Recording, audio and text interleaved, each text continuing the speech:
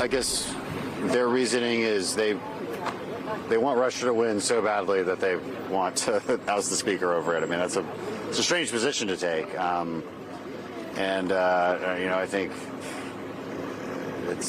they want to be in the minority too. I think that's an obvious reality.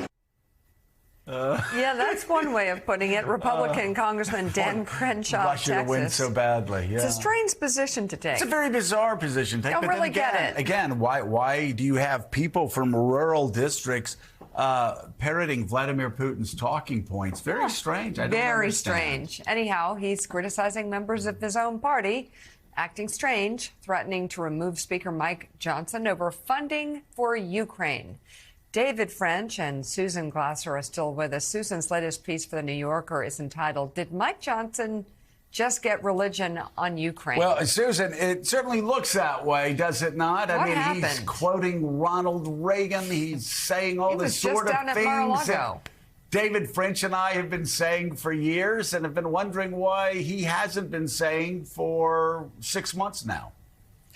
You know, the hour is late. Let's just say that for Ukraine. It's already a disaster on the front lines because of this months-long delay by Republicans and by Mike Johnson.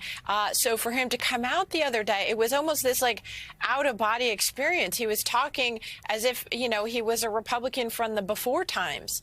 And you can only imagine that Donald Trump was not happy to hear Mike Johnson talking about, he used the phrase axis of evil. He said, I believe the intelligence.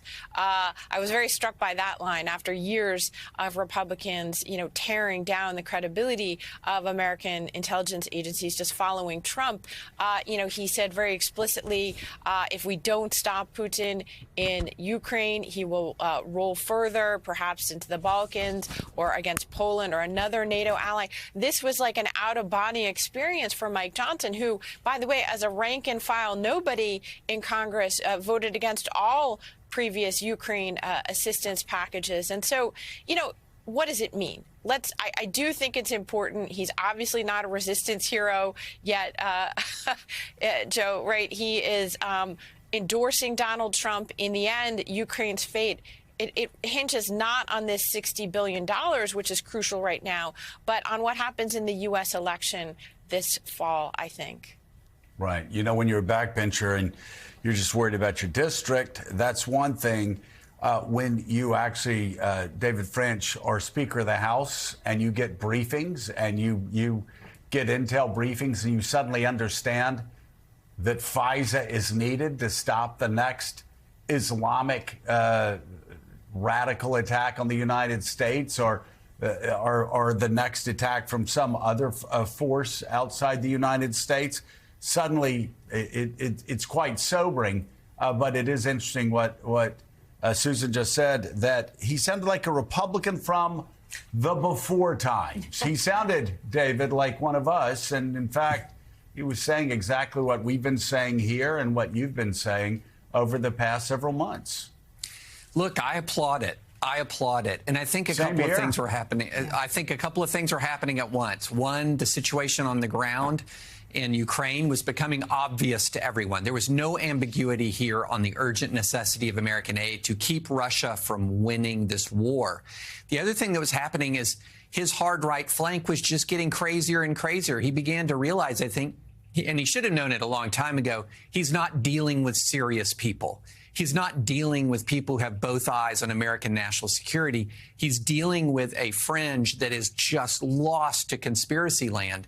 And so you just cannot govern a country kowtowing to that faction.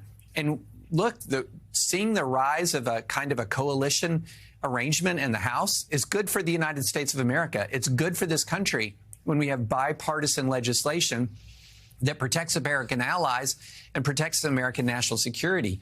This is one of those no-brainer pieces of legislation in many ways that was being held up by some of the weirdest, wildest, craziest, and I almost hate to call them arguments in American public life. Just wild propaganda was holding up this aid. And I think at long last he realized he's not really Speaker of the House, not really if he's beholden to Marjorie Taylor Greene. So this is where he decides he has to be Speaker of the House if he's going to hold that position. If Marjorie Taylor Greene is going to take him on, let her do her worst. And I think this was not just an important moment for Ukraine, for Israel, for Taiwan. It was a very important moment for American governance. And I've known Mike Johnson for many years, and I've had many disagreements with Mike Johnson in recent years. But this is the Mike Johnson that I knew a long time ago. This is a Mike Johnson, a man who had real principles, and I was very glad to see it. Oh, the New York Times columnist David French and the New Yorker's Susan Glasser, thank you both. And David, we were very happy to have Nancy on the other day, the better half. I'm sorry you downgraded to me. I'm sorry you downgraded to me. She's amazing. All right. Thanks for coming on this morning. Hey, everyone. MSNBC has a new and improved app. You'll get real-time alerts and analysis, live blogs, in-depth essays, video highlights, and the best 2024 election coverage. Download the new MSNBC app. Here's how to do it. You tap on the App Store on your phone. You hit search on the bottom right corner. You type in MSNBC. You click on the MSNBC app. You click on Get or the cloud icon and enjoy it.